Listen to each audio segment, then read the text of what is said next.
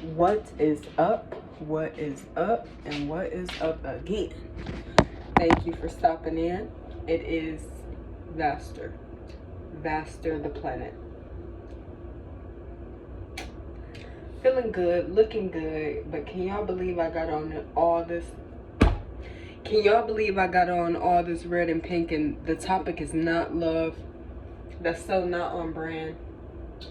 But all is well. Just got home from work. Have a few things to say while I cook this soup and this rice.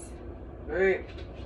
And when I say cook this soup, I would mean I'm throwing down, but no, I got this German soup from Aldi's. And I hope y'all can hear me. But I'm inspired to come on here. I ain't even finna cook right now. I need to focus on this because this video can't be too long. I want to start, okay, so I'm talking about religion, and I'm talking about my indifferences when it comes to rich people, okay? So lately I've been going to church in my personal life. I had got really sick on New Year's Eve, and the first Sunday of this year I was inspired to go to church. Like, Spirit didn't push it on me like that. I just kind of made a plan with God, like, yeah, we gonna go to church. Like, that's the only thing I had the energy to do. It wasn't too far. So I did. And when I went to church, the life that they were speaking into existence was all about an increase. And I remember I was like on the verge of being like, dang, it's boxing for me. I want to quit. Like, I'm tired. It wasn't that I didn't think that I didn't have what it took. Sometimes you don't want what it takes. You don't want it. I didn't want to wake up at 5 a.m. running. Like, it was like, yeah, I know I can do this. But the joy was sucked out of it somehow. And my body was breaking down. And truth be told, I feel like my body was breaking down as a cause and effect because I put so much emphasis on boxing and keeping going that the moment I said, okay, I want to tap out, my body was like, okay, we'll allow it, but like, die. It was a very dramatic sickness, and yes, a virus going around, but it's a little bit different when you're an athlete and you use your body, you perform in a certain way. And when your body like breaks down COVID style, like if you've had COVID and you had those intense body pains, like some sicknesses can take me down, and I'm a horse. When people be like, that could have took a horse down, I am the horse. And when the horse is taken down, it ain't funny. It ain't cute. It feels sinful. It feels like the devil got me. Like, it was a very dramatic sickness. But I needed it because it propelled me forward in the end. Like, I had to go through it, and then I came out on the other side more grateful and revitalized. And church was a part of that revitalized sensation. And plus, I had bought this hoodie from my friend Tamara. Her Instagram is Works by TMH or something like that. If you go follow I'm Vastur and stalk and her following and go to Works by or Tamara, you'll find her because I got a picture with her. It's this t-shirt hoodie I bought from her, and it says Electrified by Christ on it. And I was waiting for that in the mail, but that first day back to church, it felt like it was amping me up for my whole year. I could feel Spirit getting us all prepped. Like, I knew why I was supposed to be there. And it was to prep me for exactly how much of a load that I'm about to carry. Like the load of success. Let's forget the words hard work. Success is a load in itself. It's some accountability. You got to show up. You got to show up a little different. And you got to have the energy to show up. But either way, church that day was speaking about an increase. And I know that an increase in energy kind of means an increase in responsibilities. But when you get an increase in energy as an athlete, you're expected to use it. Or anybody. When God gives you an increase in confidence, it's because you need to use it. When you get an increase, it's time to utilize it. God isn't putting it on you for no reason. So now that I've been back in church, I've been to 2 services, and this Sunday will come up on my 3rd service, and I'm kind of waxing and waning on whether or not I want to go. But truth be told, it's because of outside influences. Like somebody the other day, it was a male, I don't remember who this was, and this is a person I actually respect talking to. But when I told them that I was going to church, they was like, oh no, you be careful with that organized religion now. And I'm just hearing everybody talk about it like that. Like some tarot readers included, like organized religion, like this religious trauma got niggas on block. I ain't one of them, okay? Now I've had experiences in church that I ain't one of them. Let's just keep that in mind. Like, I've been an avid church goer. I'm acquainted with church. I'm not a church girl. I didn't grow up in church, but I love God. And I know that God can be in the church. God and the devil can be anywhere and everywhere simultaneously, working together and against each other, working together in tandem. You can, okay, anyway. I don't want to go too hard on that because I don't like scaring people away when I talk about the devil, but I have a different mindset. I have a different relationship with, that sounded like a gong, an Asian gong. But let's not scare us again. I just don't like scaring people away with the devil talk, but I feel differently. And one day I will get into how I feel about it, because it's not that crazy. It's not that crazy of a perspective. I just don't like being rebutted by niggas that be ready to be angry. You gotta watch out for them type of people. How people be ready, watch out for that organized religion. Watch out for niggas that go to war about nothing. Any disagreement is a reason for them. Oh, you don't feel how I feel. Nigga, you feeling all that passion does not mean you're right or wrong. You just feel. You're feeling. And I'm feeling something different. That's okay. Me and my friend Lamia had a moment like that about the Avatar movie. I'm like, whoa, hold up. Hold up now. This is a simple difference in perspective. It's not that deep. But anyway, people are coming out the woodworks. My bad. Playing with my shorts. Like, yeah, church. Wow. Like, you gotta stay away from church. And I stay silent because I respect whatever perspective that they carry. And I can admit, church, no, I don't feel like this anymore. But at one point I felt like church was cult-like. But anything can be a cult. Like I was going to a spiritual shop. Oh, they telling me to say it. And that's so exciting. I can feel my head lightening up. I was going to a spiritual shop when I was like 24. Oh shit, I'm still 24. Like 23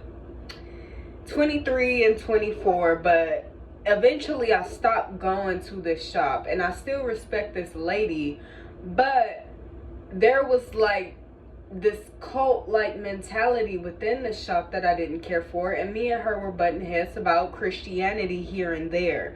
And not really butting heads, but like I could tell the fact that we had some differences was triggering some things in her. And keep in mind, I'm not one of them people. Once I see you get triggered by a topic, I'm never going too hard in the paint on it. Like, I'm not trying to pick at that wound. And, you know, like, I don't create banter out of triggers, because I don't like when things lead to an argument. So I tended to shut down when me and her disagreed. But in some dynamics, I realized people have a lot more respect for their beliefs and opinions than they sometimes do for other people's. And that difference in opinions and perspectives and what resonates with your soul, aka what resonates with my soul right now, is going to church. It's amping me up, it's preparing me. I'm gonna have a big life. This isn't me whistleblowing. People feel it on me, I smell it on me. It just is what it is. Can't nobody take that away from me. But when in preparation for me having the life that I live, I see the benefits in going to church. I see the benefits and keeping God in my life through church, through that discipline, through humility. And I want to be around more people with humility, but I ain't gonna lie, I'm still human. So at some points, I don't like the part of having a relationship with God where it feels like slavery on Christians' ends, like obedience. It's strict obedience, and it's so many benefits in being that obedient. It is, but I got times where I'm like, peace out. Like when it gets too much, when anything gets too much, I feel like I'm redirected, and God can work in that way too. Because even today, like I didn't go to the boxing gym, and at one point I was treating boxing like it was the Bible. Anything a coach told me, if you don't work, you don't eat. I do that literally at home sometimes. Like, oh girl, you don't feel like shadow boxing? You don't work, we can't eat. You're hungry, you have to do this. Like, it's that bad. It's that good, it's that bad. So, something that I put so much emphasis and seriousness into, some days I need to opt out. Like I didn't go to the boxing gym. I didn't go to the other boxing gym. I literally meditated. I cried. I journaled. I wrote some affirmations. Like I made sure I was getting myself where I needed to be. And I meditated like, am I going to church this Sunday? I don't know, these niggas worrying me. You know, like sometimes the responsibility of church is a bit overbearing. And when I was thinking about this in the shower tonight, because I kind of want to wrap up the organized religion part. My first day back in the church, people who are saying it like that, because when did niggas just start organized religion? Ah! But really, I feel like they just mainly talking about Christianity, because are we including Buddhism in organized religion? You know, like we just got our knives too sharp on things sometimes. And as a person who's been a tarot reader and everything, like I'm open. Clearly I'm open. I got this far by being open. So why would I exclude church if I like church? Okay, everybody ain't gotta like church, but that don't mean I'm delusional for choosing the path that people are all of a sudden demonizing. And I feel like the more you demonize church, the more you become like the church goers that you don't like. Because, you know, some people feel demonized because they not going. And I've had those conversations with people like, you have to go every Sunday. You have to. No. And I tell them people, that ain't my life. You're still allowed to have autonomy. Like, God knows you. And you're not excluded from God's love or God's blessings based on whether or not you go to church. Like, I'm not implying that. I can't say that nobody is implying it, but I'm not. I respect church. It does not mean I am ruled by a cult. Like, it just is what it is. Even if I am, whoop-de-doo. Like, you get the choice to subject yourself to certain things. And I feel like church keeps me on a path of forgiveness and remembering what's correct. Like, church is going to help me becoming the woman that I need to be. Because the person that I am right now, I don't want to hold on to all of this. First day in church, second day in church, I realized, like, dang, girl, you got something not against men, but you don't trust men. Like, I walked past this one guy, and I'm, he's like, my fist balling a little bit. Like, I don't trust. And I hate to encounter men who I talk to, I'll just show them love randomly, and they feel like they don't trust me either. But that's the relationship of getting what you give. You get what you give. The universe will reflect to you how you're acting. Sometimes. Again, one size don't always fit all. That's how I feel about the organized religion stuff. And then I was about to open a can of worms. Okay. Church keeps me on a path to forgiveness because it reminds me that situations are bigger than me. And what I go through does hurt. But I live under a God, with a God, within a God. Because, yeah, I don't really like that inferiority complex when it comes to God. He loves me. I don't think he wants me to feel lesser than him. If he's my dad, then I'm also bigger than big, just not bigger than him. And the point is never to be bigger than anyone or anything. Every star can shine. I'm allowed to shine. and still be God's daughter. Like, I want to put big emphasis on that, because I don't like how religion can feel like slavery, or like, ugh, ugh. There's a lot to it. Like, I guess I don't like bow down mentality, and God has taught me, if anything, no, stand up. I've been getting a lot of messages from Archangel Michael lately, like, you see where bowing gets you, stand up and be honest. Be honest with us. You angry? Tell us. How you feeling, girl? You ain't always got to go to that journal. Go directly to God. Tell him how you feel. I'm pissed off because I only got $5. Tell him. I saw something that said, gotta love you despite the emotions. Like, you would still be, not despite, but like, you can still be blessed and have a temper tantrum. God isn't quick to, like, you can block your blessings, yeah, but God isn't quick to be like, oh, they're being a human, let me punish. I don't think that's not the God that I serve. God does not punish. He teaches, guides, leads, and we get lessons. But anyway, can punish, but that's not the point. It's not the point. And I was raised by a parent, like, outside of the religious stuff, I feel like I was raised by a parent who kind of is that harsh with, like, punish and karma and misuse and energy. Like, it's a certain bondage that people use when they talk about karma. Like, oh, if you do anything that I don't like, God is gonna... Yeah, that's not how it goes. God isn't that fickle. God doesn't have human whims, but in a way he can. Because I feel like nature and earth in general has a certain relationship with God, aka when earth is out of homeostasis, when the humans ain't listening, when the waters pile up with too much pollution and then tsunamis hit, like, cause and effect happen in that way.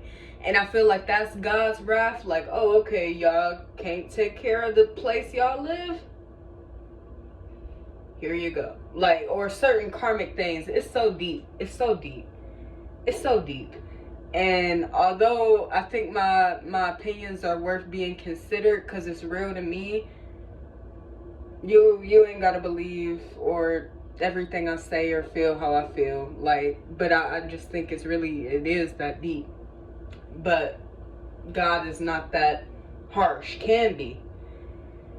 The harsher you are with other people, the harsher he may be with you. I don't know. I mostly know my experience, but one size does not fit all. Anyway, what was I saying? Organized religion. I'm done with that. Just know I ain't fucking with all them labels. I'm not liking that demonizing church. Let people do what they do. And if you don't like them, 6 feet. Create a distance. Create a gap. But it's just like, what you see is not what you get. And the first bad experience cannot shape your whole life. And that goes with everything. Your interactions with family members, spouses, friends. I've been looking lately, church, I don't know why, but church is instilling this attitude in me. Like, okay, and it's shaping my experience quickly, because I'm like, if a zombie apocalypse happened tomorrow, I think I got beef with this lady in the gym, but say if it breaks out and I'm in this environment with her, I need an ally. I need more allies than I do enemies, which means keep forgiveness in my heart and let stuff go easy. Have the courage to stand up, assert the boundaries, let people know how you feeling, let people know who you are so they get to know you. But the day and age of holding on to that resentment and carrying that in my head all day and for the rest of my life and treating people weird for the rest of my days with them because of an interaction that we had 3 years ago is stupid. It becomes silly. Church is teaching me how to let things go because I have to. And again, zombie apocalypse happen tomorrow, I need that lady with the big glutes that I don't like because she talked way too snappy to me. I need her. She's gonna know how to kick them. You know, like, start thinking about stuff like that. If the power go out in your house, do you need a neighbor? And how many neighbors are you just evil eyeing or misjudging way too quick because you ain't giving second chances?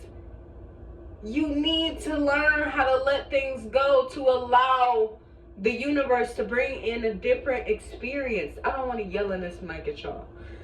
Big mama getting mad. And she eat. Big mama, no kids. Anyway. I ain't getting mad. I ain't big mama. I don't like that label. Yeah. But do we feel me though? Please take that part serious, if anything, because I'm only badgering y'all about that mentality because I've carried it too long myself. And one thing that I'm really, really learning is I am not alone. And no matter how much I want to isolate myself, I matter. And how I show up matters. Even on my worst day, even when I don't feel like it, I gotta give a little bit of a fuck. You know, I think that's just the name of the game when it comes to Christianity. Care. Love thy neighbor because you ain't too far fetched from the neighbor. Even if you are, it can be a situation where you feel as negative as the most negative person that you know, and then you start sounding like them. Give these people second chances, y'all. And I can feel it now, like somebody is festering. I can see the person in my head. It's okay. You don't have to today, but just know you may need people. And even if it's not the worst person that you're thinking about in your head, you're going to have an experience that's going to make you be like, ugh. Like, I don't know if I like this person. Do I trust them? And then you could get all real standoffish, and then one day you're really going to need to use their phone or something. So you need to learn how to talk to people even when you don't like them. Even when you're not having a good time. Even distrustful. It's beneficial to be human enough to understand that, yeah, that first experience happened, but it's new experiences to be had. Period. I'm gonna let that part go. And even, I feel like I'm not being called to speak as much this year because I can feel that I'm triggering people. And that ain't the goal. But I don't live inside of you to demolish that. Like, it ain't really my job. I can't stop being me to keep the peace. That ain't happening. That don't work. I just allow God to have my tongue, and I try to say things at the right time and in the right way, but control issues don't work either, so I said what I said. Alright, now let's talk about rich versus poor mentality a little bit, because this, some guy saying this triggered me on the bus tonight, and I came out the shower to talk to y'all, you know. Just know I had a whole day, I had a whole shift, but I still came home to y'all type shit. Anyway, yeah, it's about to be 7 p.m. Let's wrap this up. So I heard a guy talking about some family that must be well known in Detroit, and something about them having $10 million or a $10 million house. And he immediately brought up like homelessness. Like, yeah, God, like, people have this mentality as if God didn't bless the, well, no. Let's take God out of it. Because that ain't where that's supposed to go. This is how I feel about it. Are people not allowed to have money? I don't like eat the rich mentality because it's just like, are people not allowed to have money? Do you not want money? Like, and I think I feel that way because I know I'm meant to have money. I started my life journey on earth with not a lot of monetary money. Like, I didn't come from money, but money wasn't far away. Like, my grandma stayed in a mini mansion, but my mom herself worked very hard to provide for me and her. I remember eviction notices on our door. I remember the lights being shut out. I remember poverty, but I don't feel like it lives within me. Even though I catch the bus, I witness poverty mindset, because to look at a person and just be like, oh, poor, ignorant. No. I feel like the contents within people determine whether they're rich or poor. Like, I was listening to this guy who was talking to the bus driver who offended me when he was like, oh yeah, the $10 million, do you think God wants them to have all that and people are homeless? Yeah. But it's anyway, the guy who was talking to the bus driver was talking about how he works with special needs kids, and he was just laying his story out to this bus driver, and I'm back here kind of like, I'm not gonna lie, I was lusting a little bit. I'm like, God, this man is sexy. He got a good heart, and y'all, he started singing out of nowhere, and he could sing, Roxy, he could sing, girl. And I just love, I love a man with soul and spirit, and not performatively. Like, this is who you are, I'm laying it out, you got morale. Like, oh, I love that. I love that. And it's deeper than like, oh, my dad taught me to be this way. No. This is like life experiences shape me to be this way. Here's what I'm going through, what I'm witnessing, and what I feel about what I'm talking about. Oh, that jump. Girl, you really turn me on. But I don't say nothing because I want to be respectful, you know? You can't lust after everything, and that's not fair. He just a civilian talking, and I'm a girl eavesdropping like hashtag need something like that. But not really. I was just admired. Anyway. Oh, to look at that man. And like what I was seeing, he literally had like something white coming out of a hole in his backpack. Like he literally, nothing that he had on screamed rich. It screamed like, I know how to survive a Michigan winter and I work. I'm a working man. That's what it screamed. But the contents that came out of him, his soul, what he was saying, what he believed in, his voice, his talent, like his voice displayed talent, that's wealth. That's wealth. It's not about a bank account. But I'm gonna reel all that back in and say, who's teaching us that it's bad to have money? Like, I don't like it. Are people addicted to poverty or something? Because the minute you see somebody with a grand amount of money, to demonize them would be like to demonize you if you had it. And it's like, at this point, I used to really want to be a philanthropist. But last year showed me that no matter what, somebody will always have their hand out. And somebody will always feel entitled to what you have, especially if you look wealthy. If you look like you got things going on for you, there are some people that are so poor in spirit that they see you and will angrily wait for you to give them something that they didn't earn just because they think that you got it. They don't know your story. They don't know your cabinet, but they want what you have. And once I saw that, it really made me take a step back from overgiving in so many ways. Like, I've witnessed a lot of things where it's just like, yeah, some people really want what they can get, and they don't care who they gotta get it from. If I was 5, they would take this money from me. You know, like, some people really would be out here robbing babies. And so it kind of made me take a step back from that mentality. Like, I think I unlearned that it's not my job to play God. And in that, what I mean by that is, it's not my job to love the world. I don't have to love you more than I love myself. I'm not even obligated to be kind, and I can still be blessed. Still blessed, still divine, still an angel, even at my angriest, even when I say no, even if I lie and say I ain't got it and I do got it, I can preserve self. But at some points in the Bible that really don't like for you to preserve self. But if you lack the boundary to balance that self-preservation, if you always giving your last, eventually God might stop giving you as much because you don't know how to hold your resources for you. And that mentality, like, what made you think that you don't deserve to eat? You listening to a person talk about how needy they are, but you low-key in need, and you ready to just give everything, and you don't really have it to give. Like, if there's a water shortage and you have water, every time somebody come to you for water, are you gonna give it? You're not obligated to. And what happens when you need water? Oh, I don't want to ask people for water because I don't want to feel like a burden. It becomes uncute and uncool real quick, doesn't it?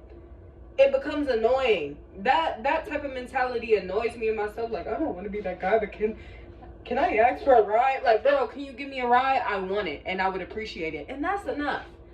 Wanting it is enough. If I want 10 million, who is anybody to demonize me when I get it? Ooh. ugh, it weirds me out. I don't like that. I don't like that humans are so focused on being like, that guy's bad because and God didn't say, who gave him the money? Did God not, I wanted to say, did God not create money? I don't know. I get why people be against people in power, but to me, people in power has nothing to do with money. People in power are people that are empowered. People in power is my friend Tamara. People in power is me. Like, I just don't give my worth out that easy. And it feels like sometimes everybody has a man that they want to stick it to. The government, organized religion, rich people. And it's just like, do you know that it's some regular people just like us in all of those positions? Somebody got an aunt right now working inside the government who is actually trying to benefit the population more than, but you know, whatever narrative is the most common is that's how we spin it. And if we program our minds to believe that every system is evil, you start to feel a lot more alone and unsupported and like earth is evil, and that ain't really my perspective. And luckily I have a lot of people around me, specifically on bus rides and my own personal friends, who shape my belief for the best when it comes to humanity. I don't expect the worst from humanity, but I do know effed up stuff does happen. Effed up stuff does happen. And it really doesn't have anything to do with money. For me, it's spiritual. It's like either you gonna work with the gods or you gonna kind of work for the devil in a way. Like, and it's deeper than God and the devil. It's deeper than that. It's deeper than that. And I don't believe in demonizing the devil all day. Like, yeah, spiritual warfare exists, but sometimes you gotta call a spade a spade. Go directly to the nigga that's acting demonic and say, hey, I see you. And that's enough. You know, like, oh, people get on my nerves sometimes. And that's why I get on the people's nerves. Because I don't have to think how you think. And I'm not going to agree to it. I'm not going to program myself to things that I don't agree to just because it's common or just because people want me to. Like, even with me going to church, it's some Christians right now that I'm sure I'm quick to disagree with. But I can still see their perspective and why it's worthy. You just get to choose what you say yes and no to. And that's the secret to the psyche. If you believe in it, grab that flag and go to the moon. If you believe that you're worth the moon, the sun, and the stars, hold on to that. Until something convinces you that's not the right way. It's happened to me before. It's happened to me before. I'm grateful for everything, because God's plan is bigger than mine. My plan matters, but not as much as the grand scheme. I love y'all. This talk makes me, I have the choice to say I feel guilty about it because it was so direct and passionate, and I wish I was more passive, but this is the Planet Vastur show, not the Planet Passive show, and I can only be myself and come as I am. So, mwah. Give churchgoers a break, you know? Give things a second chance. I hope everybody gives things a second chance. Not just church. I don't care about that. I mean that grandma that you don't talk to. Not because she deserves it, but just because forgiveness is free, and I don't want you to have any weight on you. Be a forgiving person because it's weightless. Let go. Oh, wait, no, let me leave y'all with this. So, it was a story that I saw about two monks. Monks are so inspiring to me. And in the story, it said they both vowed not to touch women. It was an older monk and a younger monk. And after like years, like 10 or 15 years of keeping this vow, it was a lady near a river.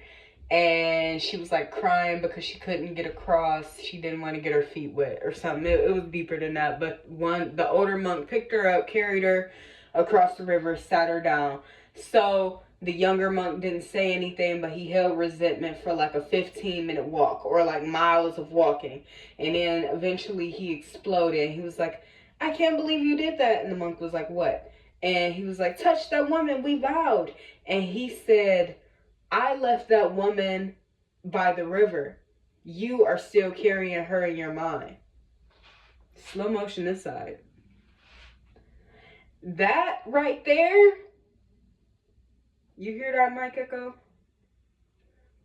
That right there, crazy. I left that woman that long ago, but you've been letting it fester in your mind for miles. We can let things fester for years. Let it go today because it feels better, and holding on to things manifest in the body ugly style. Get rid of them neck humps. No offense to the neck humps. You know, like, you have to let things go. Bye. I'm going to cook my soup. Bye. Have a beautiful time.